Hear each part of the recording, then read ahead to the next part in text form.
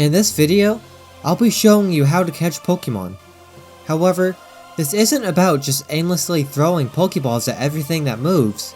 Instead, I'll be showing you how to efficiently complete the catching research tasks in Pokemon Legends ZA, the ones that require catching Pokemon of certain types. I'll go over which Pokemon you should focus on by type, where to find them, and how to complete these tasks as quickly as possible. Before we start, there are 3 quick things you should keep in mind. First, prioritize catching dual-type Pokemon whenever possible.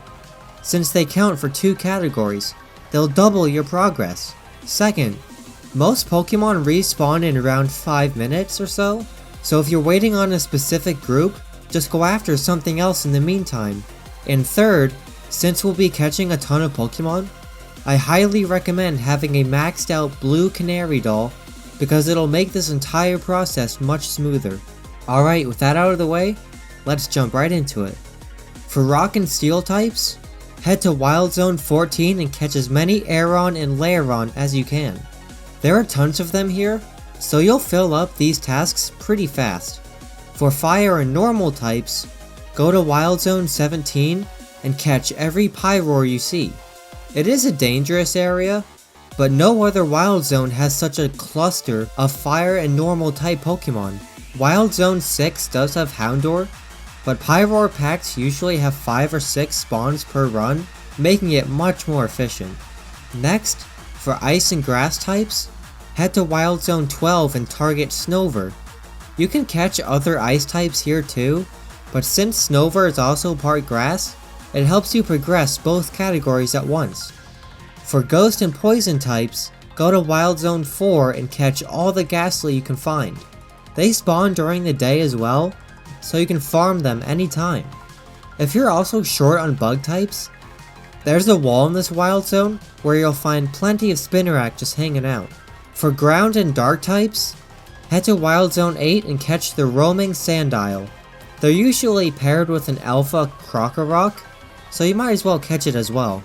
If you need more ground types, go to Wild Zone 7 for Hitmontop, and for extra dark types, visit Wild Zone 6 to catch Houndour.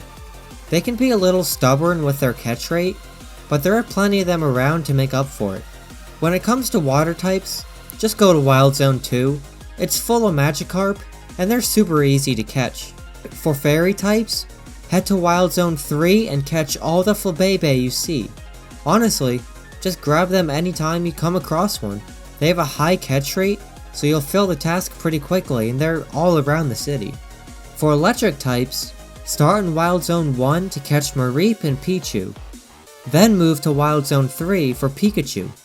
And whenever you're in Wild Zone 14 for Aeron, make sure to grab Emolga and Helioptile. Both are easy to find and Emolga is also part flying. For bug types, go to Wild Zone 4 again and find the wall filled with Spinarak. They're literally just on a wall waiting for someone to come and get them. There's also a few Spuda walking around, so you might as well catch them. Another great spot is Wild Zone 5, where you'll find Venipede and Whirlpede, which also count as poison types. For fighting and psychic types, head to Wild Zone 6 and catch Meditite. Try to come to this location as much as you can, since both of its types are pretty uncommon. You can also catch Machop in Wild Zone 8 and 12 for more fighting type Pokemon, and Esper in Wild Zone 3 for more psychic Pokemon. For dragon types, make your way to Wild Zone 18 to catch Bagon and the Alpha Salamence. This is hands down the easiest and most consistent way to farm dragon types, so make sure to prioritize this one. Dragon types usually have a pretty low catch rate, so this one might take a while to fill up. You can also find Gible in Wild Zone 8 while you're there, but there's usually only one of them. Finally, for flying type Pokemon, you don't even have to go to a Wild Zone, just look up. Check rooftops and lampposts around the city for Pidgey and Fletchlings. They both have a high catch rate, so they're super convenient. If you prefer going to a Wild Zone, however, Wild Zone 1 has a few of them as well. And that's pretty much everything you need to know to finish your catching research tasks fast. If you found this guide helpful, don't forget to like and subscribe, and I'll see you in the next one.